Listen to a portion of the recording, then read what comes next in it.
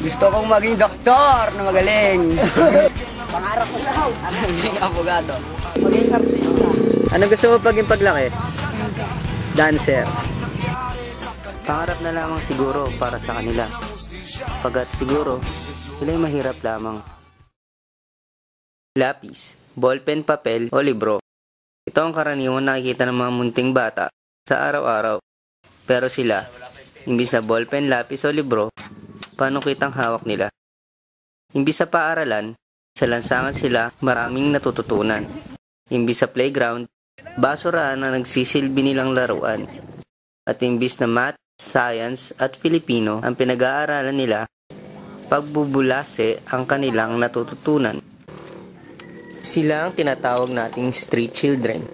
Street children, sila ang batang imbis na nag-aaral at nasa paaralan ay nasa lansangan, nalilimos ng pera o naghahalongkat ng basura, nagbubulase o nangangalak. Hindi ka ba nagtataka kung bakit sila nasa lansangan habang iba ay nasa kotse papuntang eskwelahan? Hindi ka ba nagtataka kung bakit hindi sila nag-aaral? O kung makakatapos man sila ng pag-aaral? Dalawa ang posibleng dahilan yan. Overpopulation o unemployment.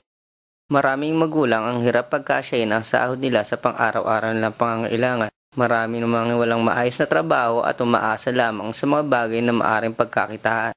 Ayon sa PNJ Foundation for Filipino Children under age of 5 die every 30 minutes because of poverty. 20% naman ng mga Filipino children age of 6 to 15 are out of school. Kumbaga, imbis na naglalaro o nag-aaral sa paaralan, nakukuha nila magbanat ng buto kapalit ang kaunting barya. Sa lugar na tinatawag nilang slaughter sa San Mateo, nakilala namin si Antoy. 12 anyos, di niya tunay na pangalan. Naabutan namin siya at ang kanyang mga kaibigan na nagbubulase.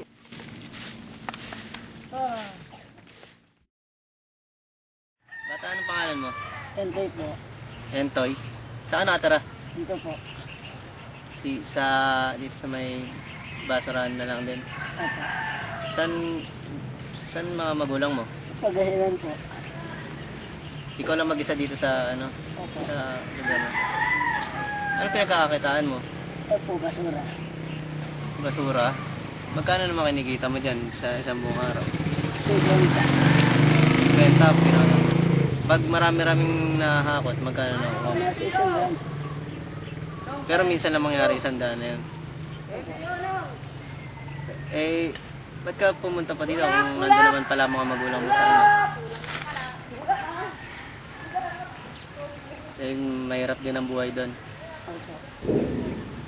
Nakakain ka naman ng 3 beses sa isang araw Opo. sa pagkakakolekta ng basura. Opo. Pag hindi mo nakakolekta yung mga basura ngayon, anong source of income mo? Anong pinagkakakitaan mo?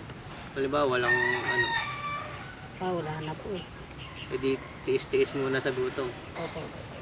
Kumbaga, sa basura, kumukuha ng pantawid gutom mo. Opo. Buong maghapon sila nagbulase, kumita sila ng mahigit 150 pesos nung araw na yun.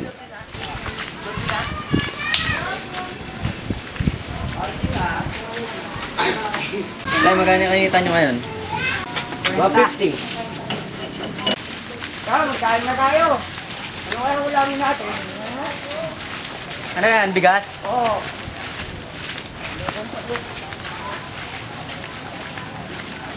Nakabili sila ng bigas sa pagbubulase. Ano ba ibig sabihin ng bulase?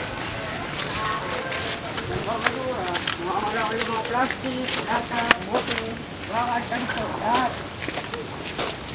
Nangalakan, bulase. Sa Pilipinas, 91 million people o 40% live in poverty. Sa milyon dito ay street children. Nakakaawa kung iisipin. Meron bang ginagawa ang gobyerno natin para sa mga katulad nila Antoy? Ayon sa gobyerno, meron silang nilaang intervention at drop-in center para sa kanila. Meron din silang social development center para sa mga street children wherein binibigyan sila ng activities at pagkain. Dala na lang siguro na tanda na kung bakit sila ganyan. Sana balang araw, makaraos at ma-enjoy naman nila ang kanilang kamusmusan. Kung sa bagay, sabi nga nila, nasa Diyos ang awa, nasa tao ang gawa. Ang buhay ay parang patintero lamang. Kailangan makalusot sa bawat gutom na araw. Sana lamang sa pagbubulasi ni Antoy ay mahanap nila ang pangarap na kanilang inaasahan. Sabihin mo nga talaga, ano ba ang nangyari sa kanya? Bakit ba di nabigyan ng hustisya? Tawag ko sa'yo ay biktima. Sabihin mo nga talaga, ano ba ang nangyari sa kanya? Bakit ba di nabigyan ng hustisya? Tawag ko sa'yo ay biktima.